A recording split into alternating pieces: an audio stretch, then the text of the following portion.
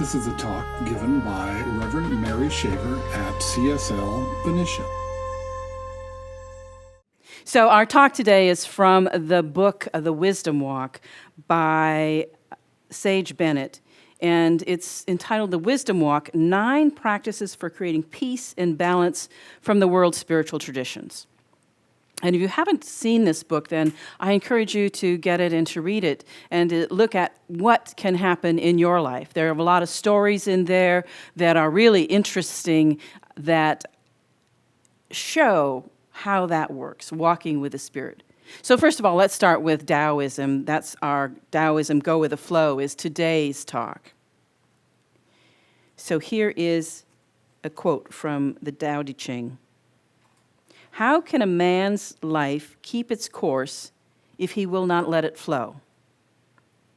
Those who flow as life flows know they need no other force. They feel no wear, they feel no tear. They need no mending, no repair. So this is from Lao Tzu. So the question that we have today is, how can this idea of going with the flow that comes from Taoism, how can that support us in our life today? This was written many, many years ago. Taoism is actually based on the writing of Lao Tzu and emphasizes living according to the Tao, the way. And that is the nameless, formless force that we give so many names to. We call it God, we call it Spirit, we call it, the divine love, we call it Big Sweetie, you can call it Frank. I don't care what you call it. It is that one essence that is greater than we are, that we really can't even begin to really know everything about. And yet, it is very personal to us. It is the way that's within us, and it is that which is guiding us, directing us, and flowing through our lives all the time. So Taoism is about going with that flow.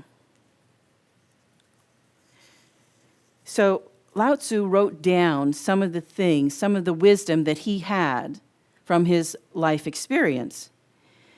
And this was about 604 BCE. So at this point in China, there was that civilization that had developed around that, and there were different ways of thinking. There was Confucianism and Taoism. So the one that we're talking about today is Taoism. And the Tao Te Ching, is about the way and its power. And one of the main insights of the book is if we observe nature and learn from nature, then we will be led to the intuitive wisdom that guides and directs our lives. And it will guide us in every situation. Now, from this study of Taoism, we get Tai Chi. Everybody familiar with Tai Chi, the beautiful movements, just a breathing. We also get the Qigong, again, breath work. You may have done some of this if you've been on a retreat or found a class with Qigong. Feng Shui, which is about moving things into the right place for the flow, again, the flow of Qi, the flow of energy, and even acupuncture. So those are all ideas that have to do with the flow that come from Taoism. So in Taoism, there is the divine that manifests in many different ways in many different places. All things come from this Tao, but as they come from the Tao, they separate into their individual expressions. So all aspects of creation are infused with this vitality, the Spirit, and it comes out in 10,000 things. And the relationship of the divine to the individual is about that personal relationship. There's no intermediary. There's nobody out there saying, okay, let me open the gate, you can walk through, and then you'll experience the divine nature. No, that divine nature is what is flowing through us all of the time. And the way to be with this is to harmonize with it, to harmonize with that divine flow. You may be familiar with the yin-yang symbol. Are you not? I'm sure everybody is. We wear it in jewelry, in whatever. And you see there's always the dark and the light, and within the dark there is the light, within the light there is the dark. And then there is a still point at the very center. This still point is the Wuji, and it's the calm in the midst of the storm. And then the outer circle indicates, just like our science of mind symbol, all things are made of that. All things are encompassed in that. And the flow, you can see these flow into each other. So this is the main Taoist symbol of the yin and the yang. And so the same way that winter turns to spring, summer, fall, there is that divine flow of the in and out. The night turns to day. There's always that flowing from light to dark. And the Taoists often use the water as an expression of how they teach. So there's a river of life flowing through us, and we go with that. And we come into that flow. Has anybody had the experience of walking against the flow of the stream? It's one time, you always hear this, going against the flow, and I thought, well, okay, that's just something you heard. And one time we were out at a picnic on the coast, and there was a inlet, a little rivulet that actually flowed into the ocean. And so I was with a friend, and we started walking up that way, and pretty soon, it was stronger and stronger, and I said, oh, that's what it feels like to go against the flow. It started out as not very strong, but eventually it became so strong that it was difficult to walk against it. And it's at that point that you say, maybe I should go the other way. Has this ever happened to you in your life where you get so far and you say, maybe I should be going the other way because everything is pushing against me? So that's what it's like to go with the flow. So if you've ever had this experience, and then you say, well, but this is the way I'm going. I'm absolutely on track this way. And then all of a sudden you feel that resistance. And the question is, do I push through it? Do I step back? And so that's when we turn to that inner guidance. So one of the things about that is cultivating that inner guidance to know. Am I going with the flow? Am I going against the flow? Is this just a small detour, or is it something that I need to change? And so the balance in Taoism is in the flow of the energy of the opposites. Remember that still point at the middle? It doesn't mean that you don't push. It doesn't mean that you never go into that darkness. It never means that you always stay in that bright light. But it does mean that you try to be balanced in that. So here's the question then. What if I let go of trying to control the situation? What would happen then? What if when doors closed, I went the other way? What would happen then? Where does the river of my life lead me? And what is the greater good that comes out of changing my direction? And can I really let go? That's a tough one for me sometimes. Can I really let go? Can I let somebody else take care of this? Can I, trust that everything is working out for the highest good? I don't know. That's oftentimes a difficult part for me. I remember in my younger days, I was fortunate enough to connect up with a group of women friends who would actually have a really good giggle whenever I tried to control the situation. And I said, oh, okay, maybe that's not the right way to go. And then I realized to be able to laugh at myself, oh, there I am in control mode again. There I am saying, no, I want to go this way. And yet, really, life is leading me in a totally different direction. And how amazing that is. And so whether we're talking about the unfoldment of our spiritual path, or whether we're talking about something that is a job search or finding that perfect relationship, we know, and sometimes as we resist this flow, kicking and screaming. I was dragged kicking and screaming into ministry, actually, because as a youngster, I decided that, ministry would be a good path for me.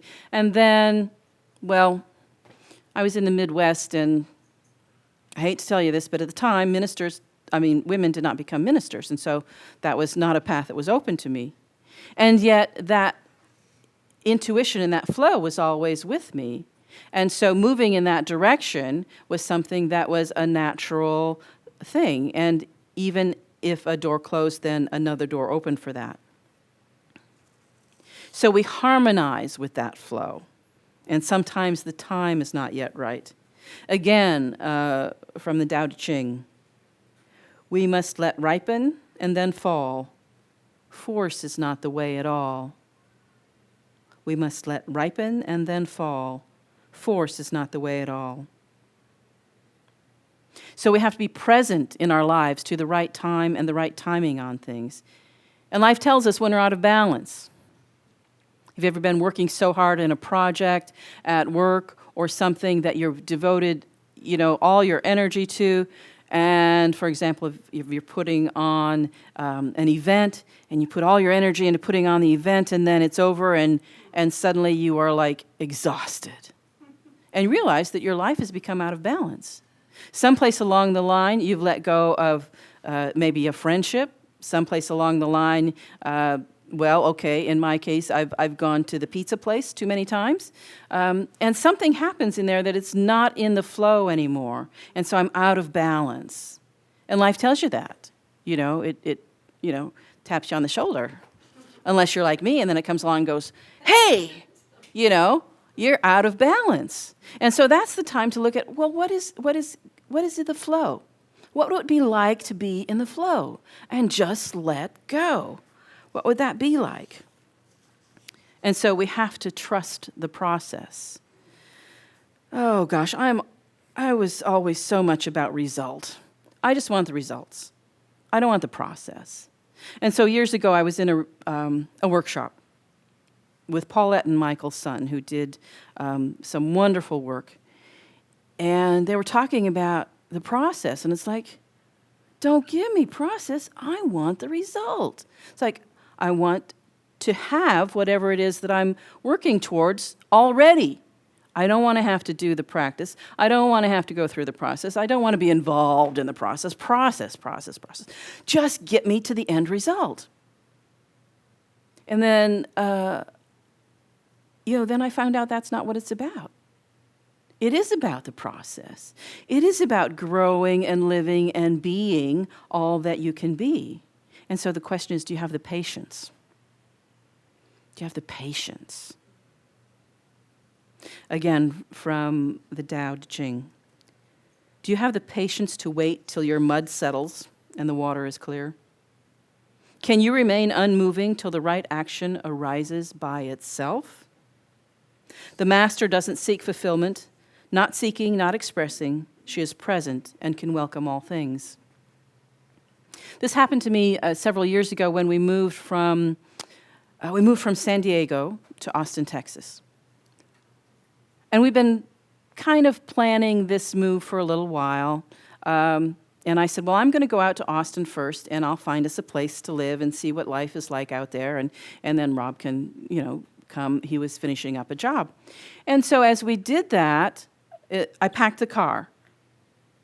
And by Saturday evening, we had this do at a friend's house that was the you're off and running, goodbye, farewell party. And so Sunday's like, okay, I'm packed. I'm ready to go. I got the 2 dogs ready to go. We're all ready. And I'm driving my van out to Austin. And I woke up on Sunday and said, you know what? I got to wait. This isn't the right day to go. And so it's like, okay, well, don't go then. So I was really in tune. I was just finishing up my practitioner studies. I was really in tune. I'd been practicing. And then the next day, it's like, okay, no, not going today. All right. I was listening. I was paying attention. This went on for 2 or 3 days. And then by about Wednesday, it was like, Rob went to work as usual. And I called him up and I said, I'm leaving today. So I got in the car and drove off. And I thought, well, this is very strange, but I'm paying attention. And it doesn't make any difference when I get there, and nothing's happening that's pressing me either way. Nothing is going to fall off the edge of the world because I didn't leave when I thought I was going to. And when I got to Austin, what I realized is had I got there a day earlier, I would have been in one of the worst hailstorms that they had had with baseball-sized hail. It's like, oh, I wasn't supposed to be here. I was in the process, and yet the process was not yet done where I was going. So I went with the flow, and I followed my intuition, and then I arrived on apparently the right date. I don't know if you've ever been in a hailstorm in Texas, but you don't want to go there. We've had 2 roofs replaced, and yeah. One time I took one of the hailstones and put it in the refrigerator because I didn't think anybody would believe me.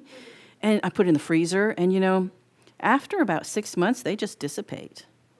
So don't hold on to hailstones either. So sometimes you have to have that yin posture of yielding and waiting, and sometimes the yang that goes out and actually does things. So with this art of patience, we really live in a culture that says now, now, now, now. I want it now. I want everything right now. And, oh, by the way, you can have it delivered. So what about waiting for the right time? Oh, it makes me nervous just to think about that. Waiting for the right time. So by cultivating this art of patience, then you have more skill to know what is the flow? Where are we going? And can I adjust when I'm then directed in another way? So what about taking a few breaths and just letting go?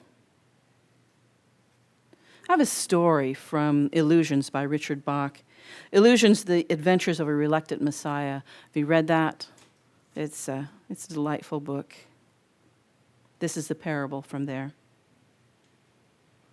Once there lived a village of creatures along the bottom of a great crystal river. The current of the river swept silently over them all. Young and old, rich and poor, good and evil, the current going its own way, knowing only its crystal self.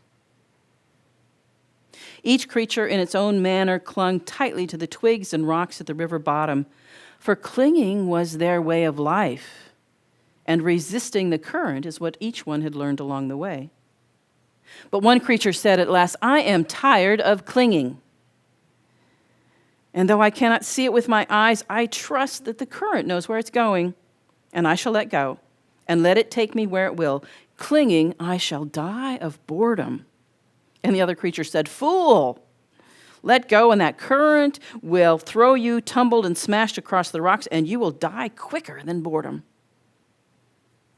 But the one heeded them not, and taking a breath did let go, and at once was tumbled and smashed by the current across the rocks. Yet in time, as the creature refused to cling again, the current lifted him free from the bottom, and he was bruised and hurt no more.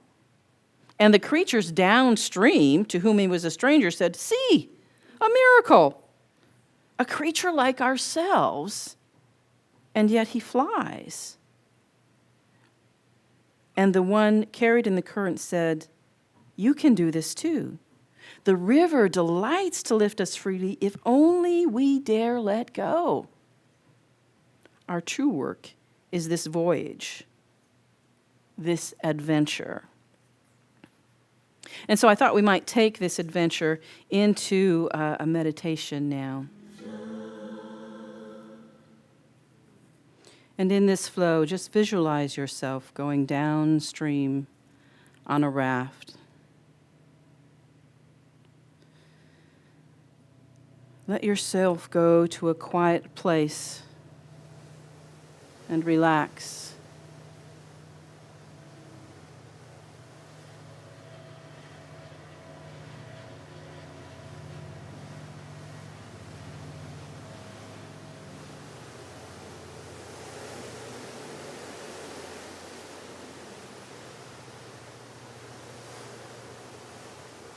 And so let yourself go into a quiet place, breathing in and out,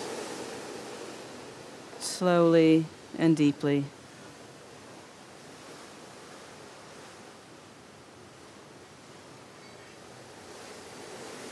If you'd like, you can get on the train and be carried away.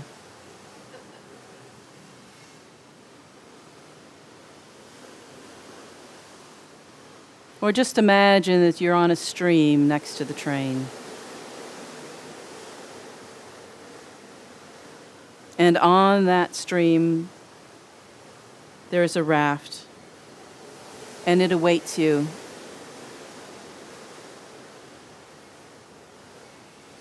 And let yourself take a seat on that raft and get comfortable.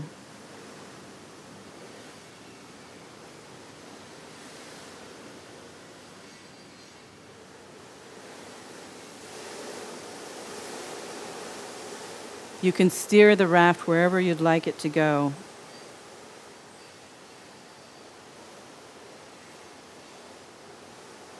This is the raft of your life, and it's flowing down the river.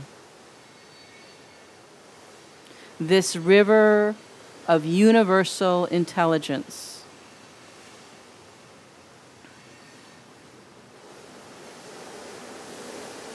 This river that is the Tao, the way.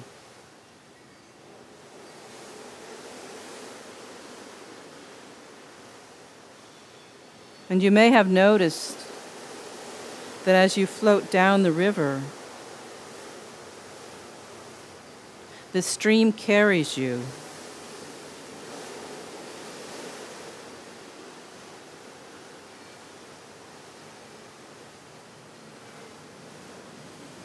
And it carries you past the rocks, past any impediments. Just allow that stream to carry you, to relax in that. You've already let go of the shore, and you're carried in perfect harmony along the route of the river.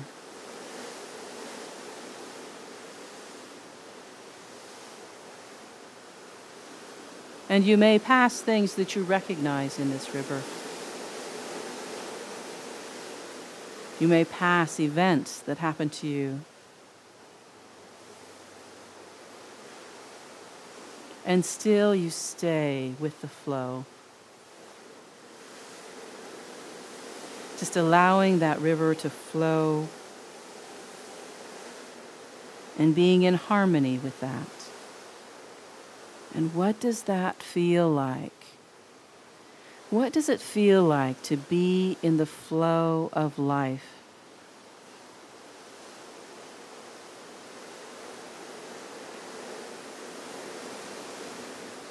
Knowing, trusting that you are in the right place at the right time, taking the perfect right action, balancing that yin and yang. And just now breathe in that feeling of lightness, a feeling of being surrounded by the beauty, supported by the river, traveling the way.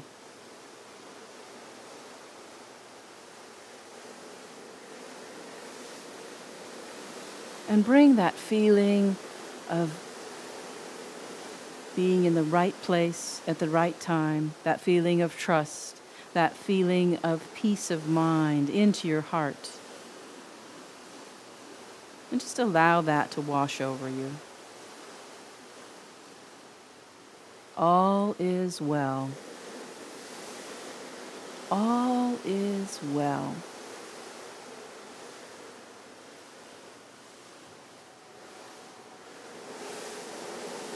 And this is a place and a feeling that you can go to anytime. Letting go of the shore. Floating in that place of peace, of wisdom, of beauty, of truth.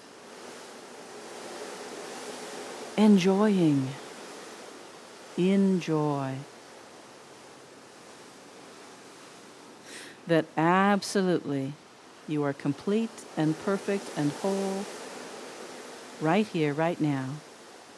And tomorrow you will be a new kind of perfect. It is the infinite nature of being.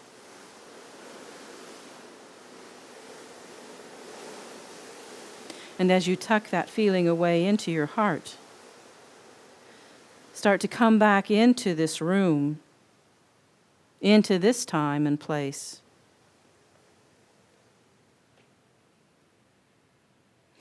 And so, in conclusion today, from the book, Taoism teaches us to live a life of harmony with the invisible mystery. We're invited to learn to have an open posture to life that allows us to intuitively flow with life's ever-changing currents. This way of acting spontaneously and going with the flow gives us a new freedom. Practicing this dance, we learn to cultivate patience, wait for the right time to act or to yield, and learn to move with the rhythm of energies as they move between the complementary opposites of yin and yang.